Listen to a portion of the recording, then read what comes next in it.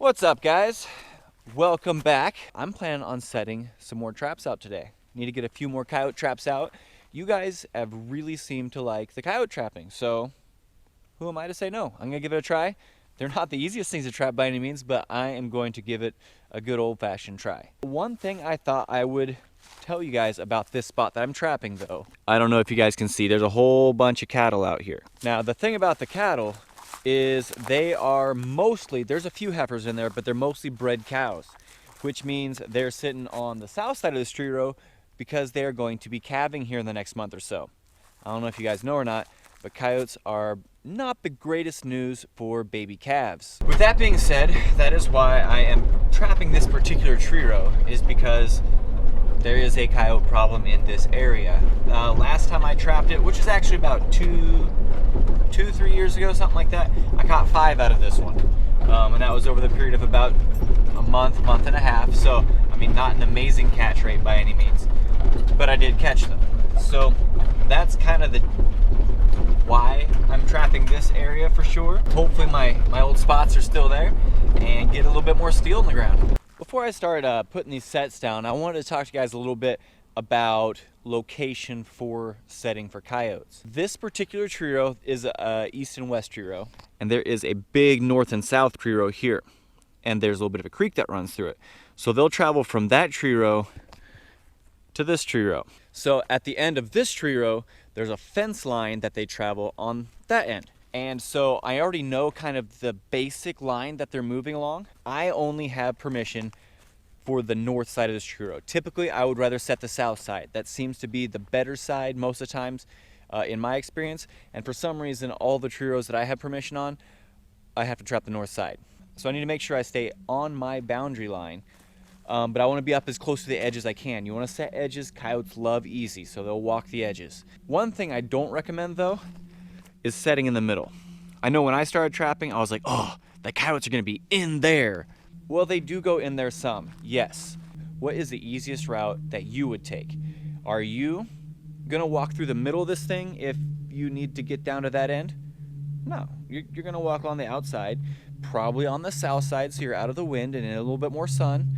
That's where it's comfortable, that's where it's easy. I notice though, if I do set in the middle of it, which I have before, I catch a lot of skunks and possums. Every once in a while you catch some coons, but you just catch a lot of the stuff that is in there to stay safe. They rather not get caught out in the middle here where they turn into food for coyotes or owls or whatever may be a predator for them. So those are just a couple of tips on what you do, what you don't do. So as they come down here, they'll probably follow this grass line. So I'm gonna set a trap actually out here a little ways from the tree row, and hopefully that'll be the ticket because most of them will travel this edge. So I'm gonna set one over here. I'm debating where I'm gonna set over here yet, but I'm gonna get this first one on the ground. This is where I decided to put the first trap. So you see it's kind of brushy along here, and then there's just sort of a natural little cubby where the grass has a good backing here. There's some weeds and stuff. So I'm gonna put a hole in here somewhere and set my trap here because it's really nice and open here on the outside where they can travel along and then just dip in. Or if they're on that side, most likely they'll come around because it's easy.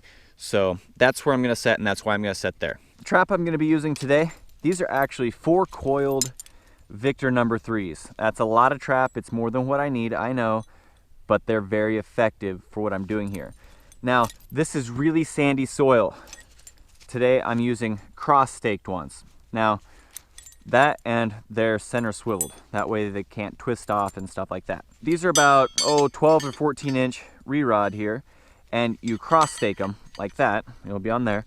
That way, no matter which way he's pulling, he's staked down pretty good because they will pull out of this soil fairly easy if I use a long single stake.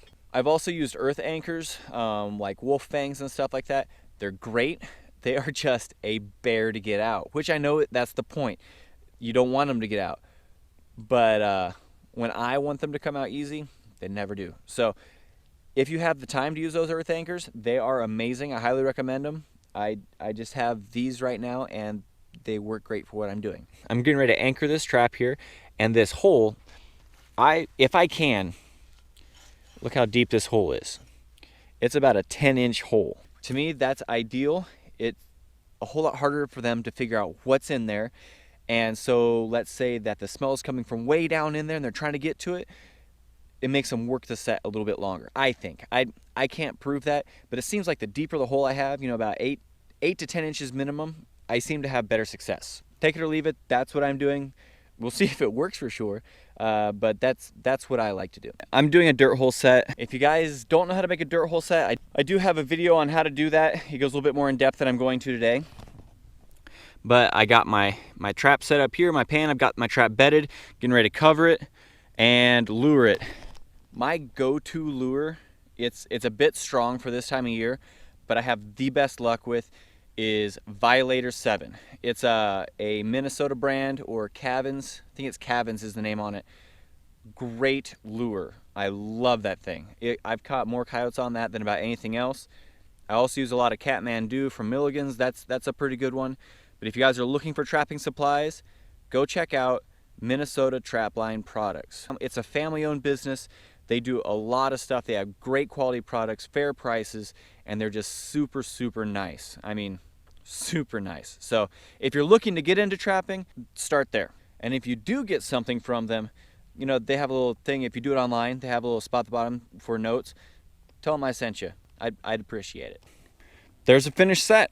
Actually, I'm pretty proud of that one. It looks pretty good. Just a natural looking hole. Kind of looks like something Doug kicked a bunch of stuff out of there. And there's gonna be a really interesting smell coming from that. So I'm gonna kick over my tracks a little bit and go find another spot to set. And here is set number 2. So there is some tall weed stuff right behind it. It's not much of a backing, but it's there. And dirt hole, just a nice little set.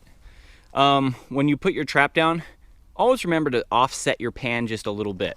It seems pretty common sense when you think about it. Animals don't have legs in the middle of their body. They're off to the side. If he comes up square, his leg's gonna be over a couple inches. So set your trap over a little bit, just make it offset so when he comes up to it, hopefully you have your trap right underneath his paw, which is one thing I really love about trapping is I put my trap there. I have like a 1.5 by 2 inch pan. There's a wild coyote running around here somewhere, and I'm gonna try and make him step on a 1.5 by 2 inch section of dirt. I love this.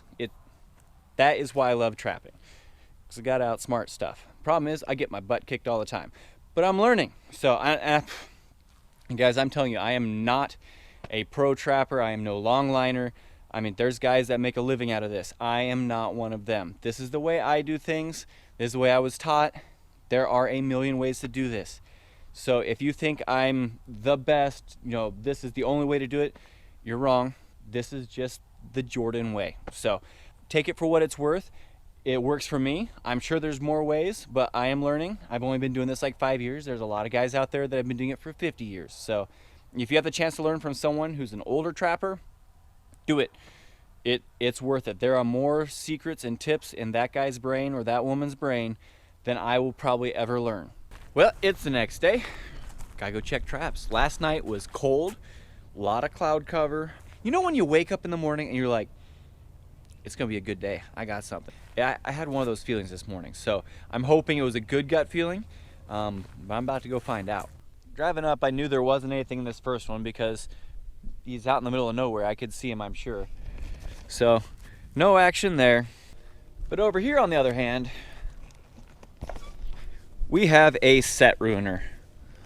And it's not even a good possum, it's a black one. Well, but that's just part of it. Sometimes you just gotta catch, some of those things that you're really not looking for, get them out of the way before you can catch what you want. I know you can mess with pan tension and get that worked up so where, a smaller animal, lighter animal doesn't do it. I haven't messed with that a whole lot, and so I don't know much about it. And I'm fine catching stuff like this. It's just a lot more work for a whole lot less pay. So, we'll try again, hopefully tomorrow. Okay, here's the remake. Just a big trap circle here that he made when he got caught. One just used some of the brush that was, that he had knocked down all these weeds and stuff. Mixed that with the dirt that was on here. Just got to push it all behind the hole. It should be enough to make him curious. Sometimes your remakes are your best sets. So hopefully tomorrow we'll have something, but we'll see what happens. All right, out here checking coyote traps again. And we have one. Looks like he's got some mange though. See, look at his backside here. His fur's not worth anything, but he is you know, not doing well. He's got a disease here, so, well, it's not a disease. He's got a skin condition. It's a mite. And it's a really bad thing for him. That mange gets in there, makes him lose hair, then Mother Nature comes in and freezes him. It's a really bad way to go. This here's that dirt hole set that was backed by all these brush and stuff. It caught. Remakes are my favorite. Get this guy dispatched, and I'll give you a little bit closer look at him. All right, before it gets too dark here, I want to show you a couple things real quick. Something I forgot to tell you guys that just one of those things that I automatically do, I don't even think about. When you're setting your trap, make sure that the dog, this part right here that holds, you know, the jaw in place, is towards your hole. You don't want that kicking up in front of the animal. You know, as little things that can get in the way as possible. Another thing, when you're doing remakes, especially when you have a bigger animal like a coyote, make sure you check your stakes. This one, it's a cross stake, double rebar. It's anchored well. So he's been working on it, and he actually worked them up about 1.5 inches, which is far from getting away, but he worked them that far. So pound those things back in, make sure that they're set solid. You don't want to lose an animal just because you didn't check something simple like that. You see, when you have a set like this that has been just absolutely demolished, there's all sorts of stuff going on. It peed right there. That's good. You got smell from a coyote. Now, this is all of a sudden extremely attractive because something happened here. They want to know.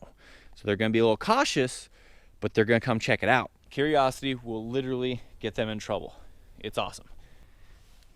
Not the biggest one of all, but my goodness, it has got mange. That's a bad deal.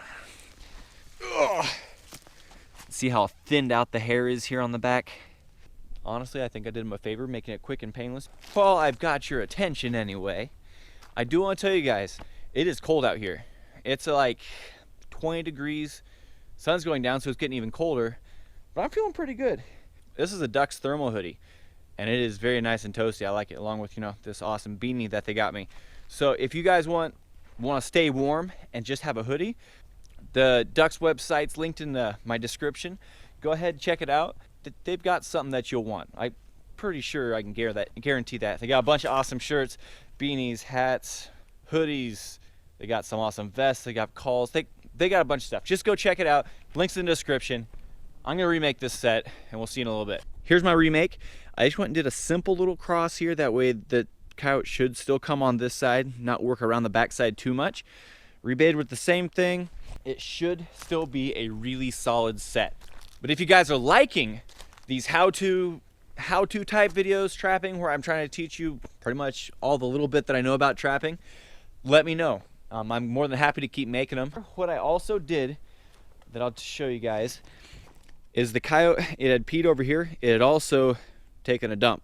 So I went and took some of the urine dirt and I dropped it just off the side and put the poop right here.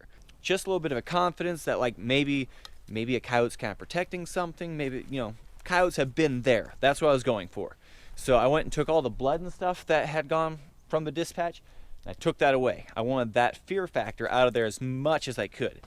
So yeah, that's that. I hope you guys enjoyed this video. If you did, hit the like button, subscribe if you haven't. We'll see you on the next one.